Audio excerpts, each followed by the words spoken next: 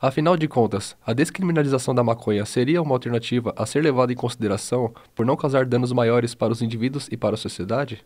Para termos um embasamento mais científico dessa questão, o neurocientista Renato Fileve nos ajuda a entender as propriedades das substâncias contidas na cannabis. Em termos gerais, a maconha que é usada para fins sociais, para benefício de melhora da qualidade de vida, em geral eles tendem a alterar quadros psicológicos como a cognição, principalmente a memória operacional, memória de trabalho, a alteração da percepção do espaço e do tempo, né, o humor.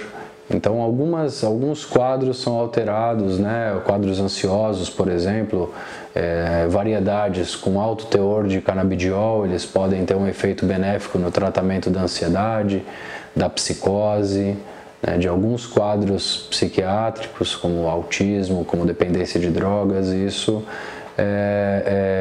está relacionado com o efeito psicológico também da cannabis, né? Essa atenuação da atividade do sistema nervoso central, ela pode estar relacionada com esses efeitos provocados pela cannabis, né, de redução dos sintomas de inúmeras enfermidades. Algumas variedades que apresentam perfis com altos teores de THC, eles podem inclusive promover efeitos contrários a essas variedades com alto teor de canabidiol, né, provocando o aumento da ansiedade, diminuindo o limiar para um surto psicótico. Os estudos que buscam investigar extensivamente, né, o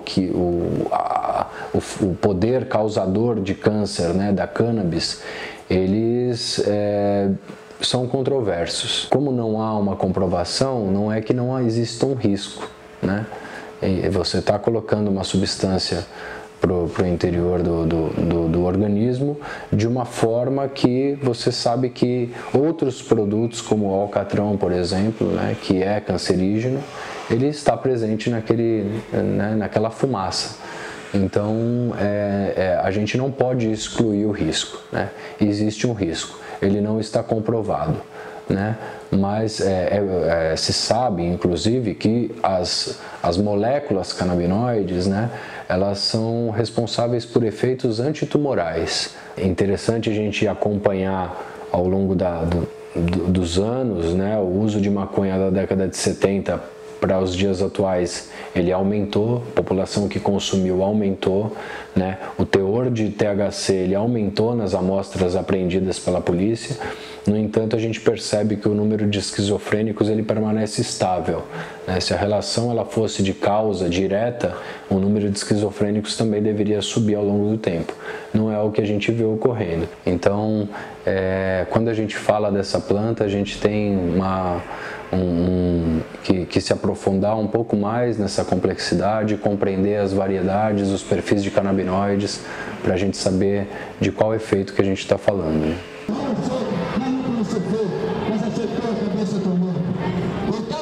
E aí ele te leva até onde tem mais, leva você numa casa ou algum beco onde tem mais droga, substância lá. E ali você fecha o pacote completo, já leva pro DP todo mundo, se tiver mais gente lá na casa, tiver mais droga, entendeu? Aí você leva todo mundo. Pode ser 1 quilo, 2 quilos, quanto mais melhor. Meu nome é Miriam Duarte Pereira, tenho 57 anos de idade, né? A minha profissão é educadora social e eu atuo no SEDECA Sapopemba nas medidas socioeducativas em meio aberto e sou uma das fundadoras da Amparar, Associação de Familiares e Amigos de Presas e Presos. O que faltou para nós, familiares, naquele momento, né, da prisão dos filhos e tudo, então a gente tenta transmitir para o outro aquilo que faltou. O que é o acolhimento, é um carinho, é uma atenção, é a escuta, porque essas famílias têm que ser escutadas, né? Elas têm o direito de falar e tem que ter a pessoa que escuta ela para poder entender e poder fortalecer. Miriam tem um filho condenado por tráfico de drogas. Seu nome é Michael Pereira da Silva, de 35 anos. Em regime fechado, Michael cumpre sua pena no presídio de Marabá Paulista. Então, ele era primário no tráfico, ele foi enquadrado no artigo 33 e 35, que o 33 é o tráfico e 35 a associação. Então, de imediato, a gente que é pobre não pode pagar um advogado, né? você tem que ir atrás da Defensoria Pública, e no qual me ajudaram bastante, mesmo com orientação e acompanhando o processo dele até hoje, né? Mas é uma sensação muito ruim. Tanto pode ser a primeira, a segunda ou a terceira vez que seu filho vai preso, é uma sensação assim de luto. Demorou 5 meses para sair o julgamento, aí o julgamento saiu 8 anos e pouco, e foi o que ele completou, né? Preso de ponta a ponta, que fala, né? Ele não teve chance nem de ir pro aberto, nem nada. Apanharam ele de ponta a ponta. Foi preso com R$60 no bolso, onde acusou que era venda de vendendo drogas, né? Várias torturas ele passou, por muita coisa ruim. Além do que já tem de ruim, ele ainda passou na pele também, com cicatrizes e tudo, né? Vai ficar cicatrizes na vida pro resto da vida. Para mim, o que falta é política que atende à demanda dessa juventude, para oportunidade. Porque se tiver essa política de fato, efetivar ela, com certeza, o menino ele não vai escolher ir para o tráfico, ele vai escolher estudar, vai escolher fazer um curso legal, ele vai poder escolher alguma coisa para ele, entendeu? Mas enquanto faltar essa política, infelizmente, é isso que nós vamos viver. Advogado criminalista Eric Torquato, membro da Rede Jurídica pela Reforma da Política de Drogas, nos fala da necessidade de haver uma mudança na atual legislação com relação a esse tema. Problemas ligados ao uso problemático de drogas, números de usuários problemáticos, quantidade de substâncias ilícitas disponíveis na sociedade em circulação sem controle. Todos esses dados, desde que se iniciou uma política de combate violento a essas práticas, esses dados pioraram, esses dados aumentaram. Então, o orçamento que se iniciou com patamar X, hoje ele está elevado à 10ª potência sem nenhum resultado efetivo. Então, a minha avaliação é que é um jeito errado de lidar com o fato social que é o uso de drogas na sociedade. E quando a gente coloca um rótulo de drogas lícitas e drogas ilícitas, é como se a gente criasse um imaginário de drogas do bem e drogas do mal, e uma falsa sensação de segurança. Então, a política proibicionista também traz isso, traz para aquelas pessoas que têm problemas com drogas lícitas uma falsa sensação de que ela não precisa de cuidado. A gente não pode perder isso de vista. É importante ouvir os antropólogos, ouvir os historiadores. O uso de drogas é um dado social. Não existe, nunca existiu sociedade humana moderna, medieval, antiga, pré-histórica, desassociada do uso de drogas.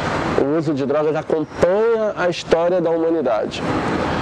Não seria agora que a gente iria mudar isso. Descriminalização do uso da maconha é um avanço, é subir um degrau, mas um cenário ideal, um cenário de justiça social é a regulamentação do comércio, da produção e da distribuição de todas as drogas disponíveis na sociedade. E isso tem que ter coragem para falar isso, porque enfrenta um tabu moral, mas que não tem base racional. A política pautada na repressão, eu costumo dizer que é uma política pautada no derramamento de sangue.